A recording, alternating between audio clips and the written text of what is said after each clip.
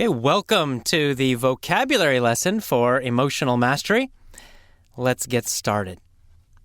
A few of the words I used in the main speech, the main article. First, let's talk about posture. Posture.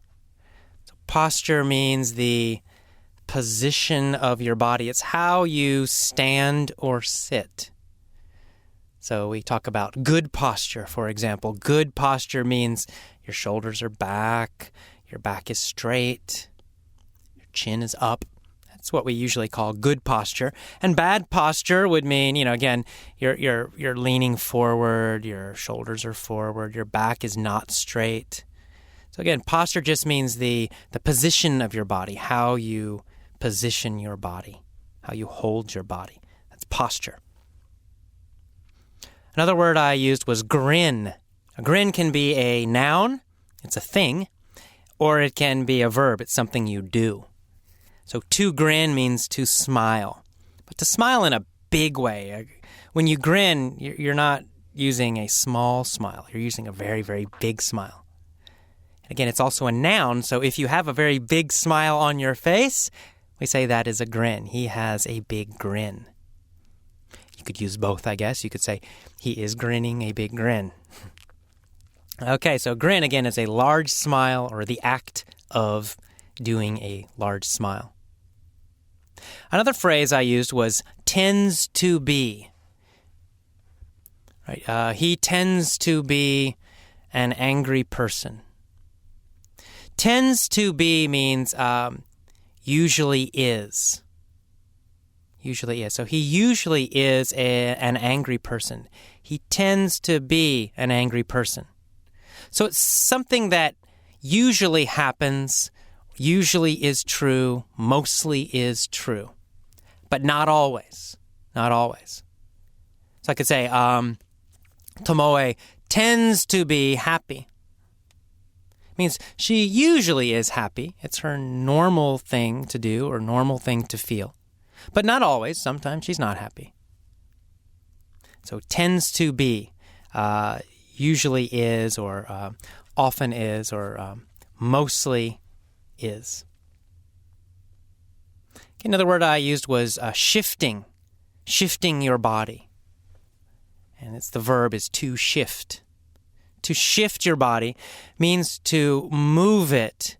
It really means kind of to change its position. A shift is a change of position. So if I have my head down and then I shift it, then maybe I move it to a different position. Now it's up. I shifted from down to up. We use this in other areas, not just body. You can use it for driving, for example. When you're driving, you can shift from first gear to second gear, or reverse, you're going backwards, then you stop, you shift the car, and you change and you go forward. So again, you're changing the gear's position. Okay, so shift is a change in position. I use the word shallow breath, or shallow breathing. And I also use the word deep breathing, or a deep breath. So they're opposites, of course. Deep, we also use this with water, for example. Deep water means water that goes down very far. Shallow water means just water that's not very deep, right? It's the opposite. Water that does not go down far.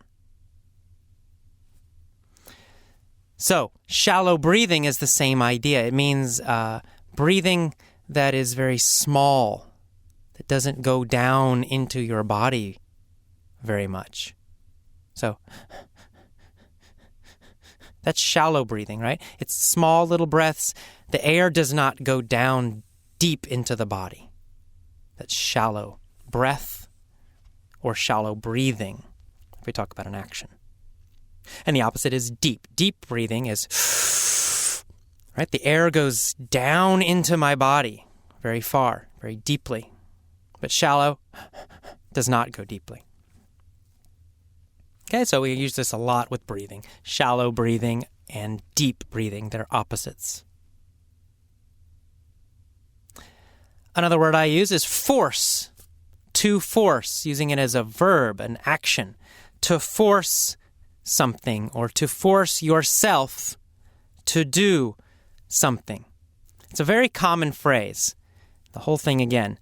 To force yourself to do something. For example, force yourself to smile.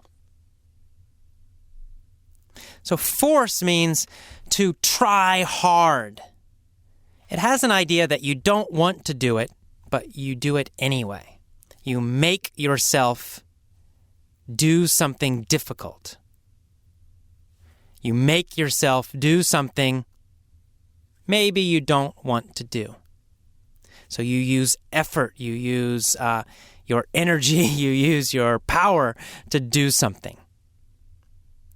So when you force something, it's the opposite of really relaxed. It's the opposite of doing it effortlessly. So force yourself to smile means use your energy, make yourself smile.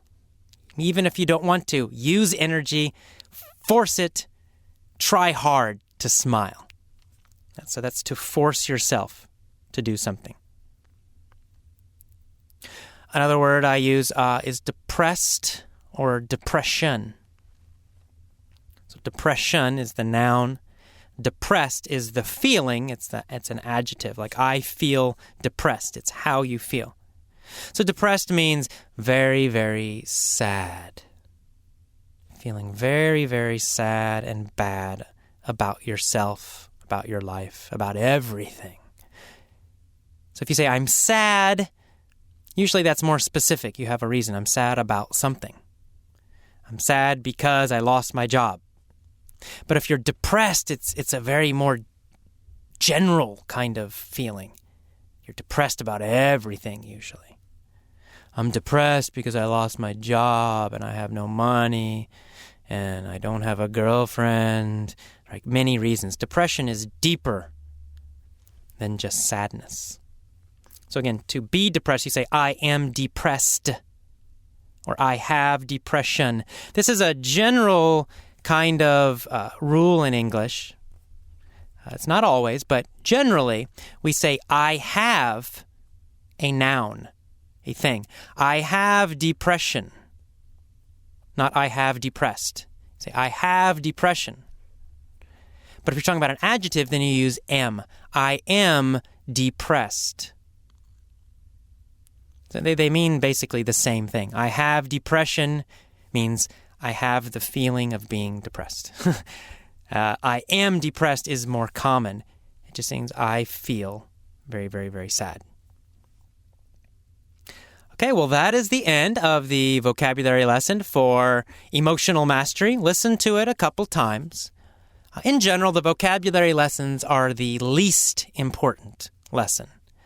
So if you listen to them a few times, if they're boring, if you understand them all, it's fine. You can skip the vocabulary.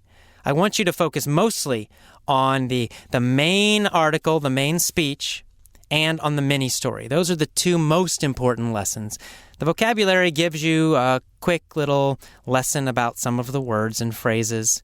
Listen to it a few times until you know these words. But once you know the words, focus on the main story, the main article, and on the mini story. Okay, I will see you in the next lesson. Bye-bye.